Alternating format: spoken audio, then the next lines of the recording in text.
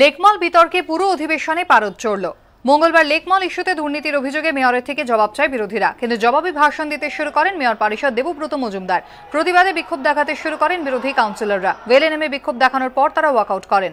সমস্ত কিছুর সমন্বয়ে যে কথাটা আসছে সেটা হচ্ছে এই যে এতে কলকাতা বা রাজ্য সরকার কেউ সুবিধা পাবে না, অথচ একটা নির্দিষ্ট সংস্থা, বাণিজ্যিক সংস্থাকে সুবিধা পাইয়ে দেওয়া হচ্ছে। তার একটা কারণ হচ্ছে এই যে মূল কারণ হচ্ছে এই যে আমরা জানি যে ভেঙ্কটেশ ফিল্ম শ্রীকান্ত মেহতা বর্তমানে টিএমসির অন্যতম প্রচারক। 63 পয়সা হারে কর্পোরেশনকে ভাড়া দেওয়ার প্রতিবাদে, এবং আমি যে জন্যে আমরা হাউস বয়কট করলাম যে শুধুমাত্র পিপিপি মডেল দেখেন কর্পোরেশনে একমাত্র মেয়র দেখেন এবং মেয়রই উত্তর দেবেন, এটাই আমরা প্রত্যাশা করেছিলাম। তো না দেওয়ার জন্য আমরা প্রতিবাদ শুরু বেরিয়ে এসেছি।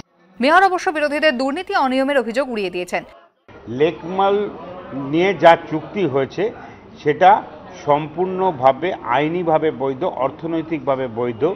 যে ধরনের চুক্তির মধ্যে যা যা ছিল তার পরিপ্রেক্ষিতেই সমস্ত জায়গায় লিগ্যাল ডিপার্টমেন্টের ক্লিয়ারেন্স, ফাইন্যান্স ডিপার্টমেন্টের ক্লিয়ারেন্স থেকে শুরু করে সমস্ত ডিপার্টমেন্টের ক্লিয়ারেন্স নেবার পরেই লেকমল চুক্তি আমরা বাস্তবায়িত করেছি।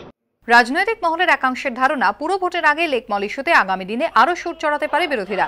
সত্যজিৎ বৈদ্যর রিপোর্ট, এবিপি আনন্দ, কলকাতা।